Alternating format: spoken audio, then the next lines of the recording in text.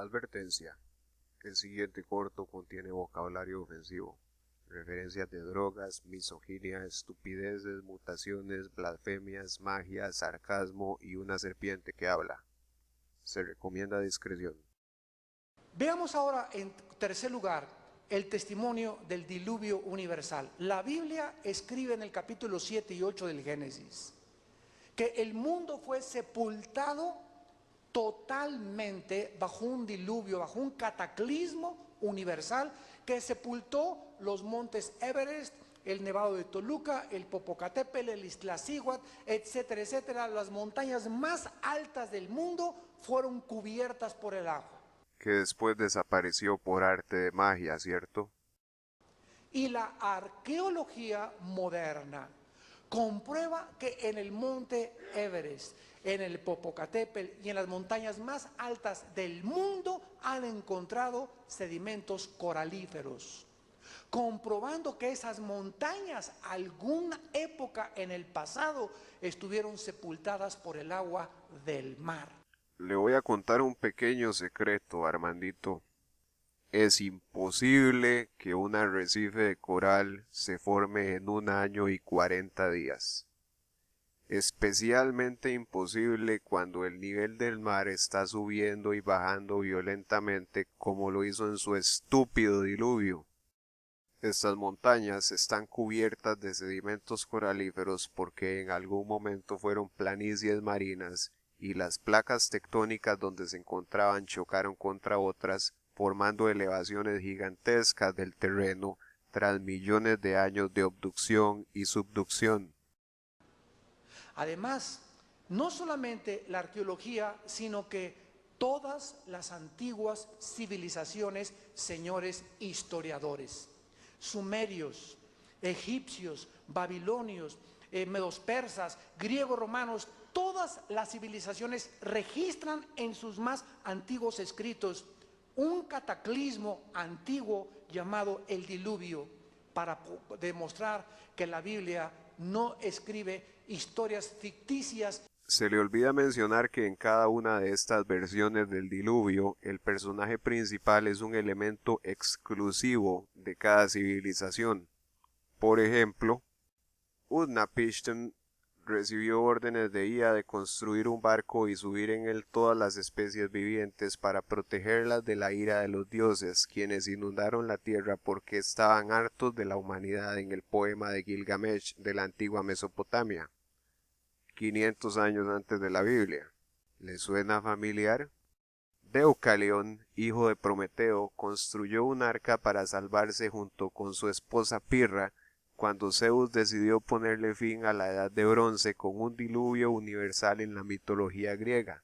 ¿Le suena familiar? Svayambhu Manu, primer ser humano y rey de la historia, hijo de Vivasat, dios del sol, fue salvado de un diluvio universal y puesto en un arca por Vishnu, quien asumió la forma de un pez gigantesco para protegerlo durante el diluvio según la mitología hinduista.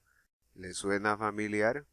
Sino que lo que la Biblia describe es Sodoma y Gomorra, las ciudades, los reyes, los lugares, la geografía es absolutamente cierta. Por supuesto, ¿cómo no se me había ocurrido? Entonces también podemos decir que la historia de Spider-Man es cierta porque menciona lugares de Nueva York y la historia de Sakura también es cierta porque menciona lugares de Tokio. ¿No es así? ¿O eso sonaría demasiado estúpido? Parece que solo tiene sentido cuando es con la Biblia, ¿verdad? Si tú llegas a cualquier libro sagrado, ¿Por qué tengo la impresión de que usted solo ha leído un solo libro en toda su vida? no te da registros geográficos ni históricos. La Biblia dice, en el año del rey número tal, en el fulano tal, siendo gobernador de Judea, Poncio Pilatos, etcétera, etcétera, vino un censo y se compró con la historia que exactamente en ese año fue el censo cuando Cristo iba a nacer.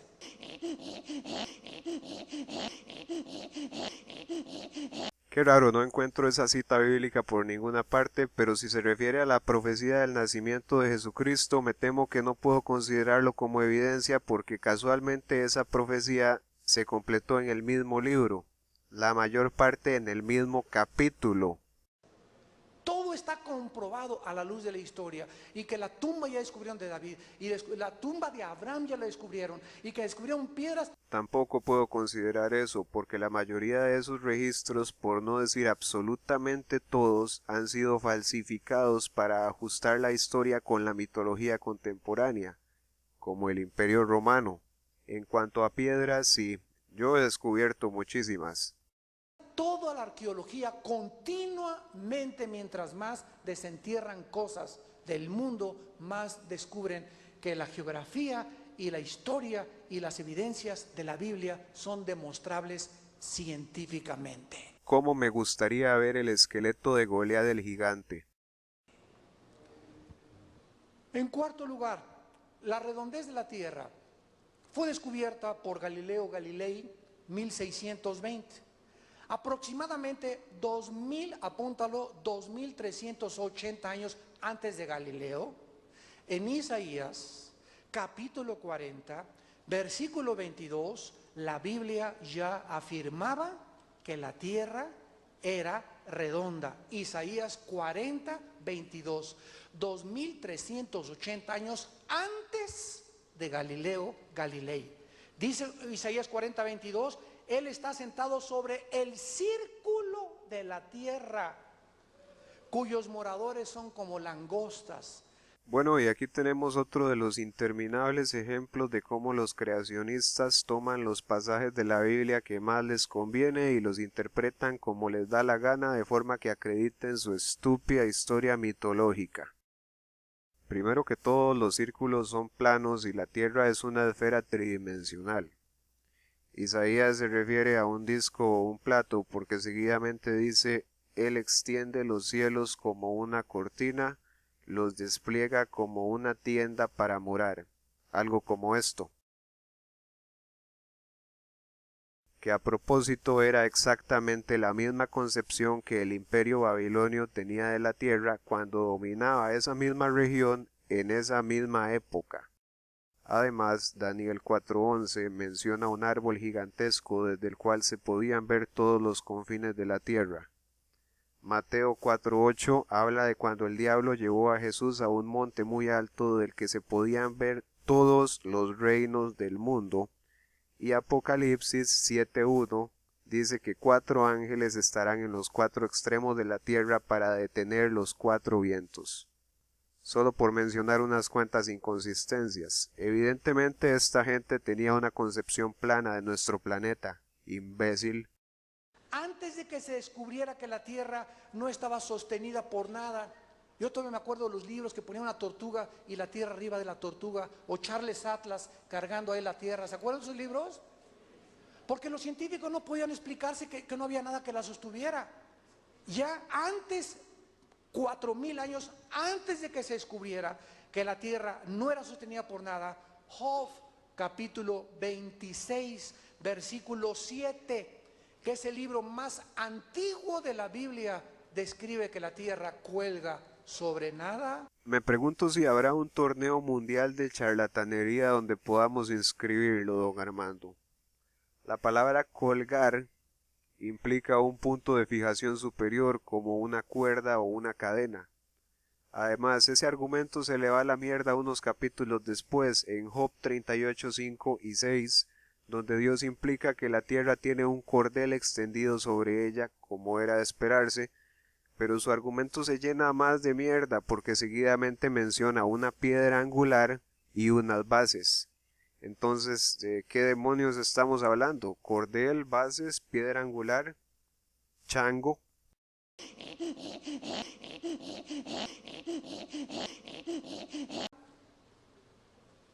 Antes de que se descubriera que el viento tiene peso por el italiano Torricelli en el año 1644, cuando inventó el barómetro para medir el peso del aire, ya la Biblia en Job capítulo 28, versículo 25, afirmaba 4000 años antes de que Torricelli que el viento tenía peso. Al dar peso al viento no es lo mismo que el aire tiene peso.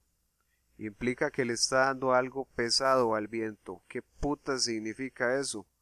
Ese pasaje es absolutamente ambiguo, pero basándome en el contexto del libro de Job, yo diría que se refiere al punto de apoyo del péndulo que sostiene la tierra del que hablamos hace un rato.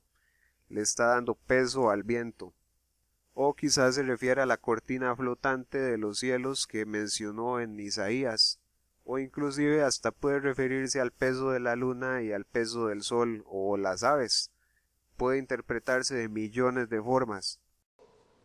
Antes de que los astrónomos descubrieran que las estrellas no se pueden contar y que son innumerables, en el Génesis capítulo 15, versículo 5, la Biblia afirmaba más de 3.500 años antes de que las estrellas no se podían contar. Yo hubiera esperado un número exacto viniendo de un ser que lo sabe todo. Esa hubiera sido evidencia de puta madre. Pero cualquier imbécil puede decir que las estrellas no se pueden contar. ¿Por qué no lo intenta por usted mismo?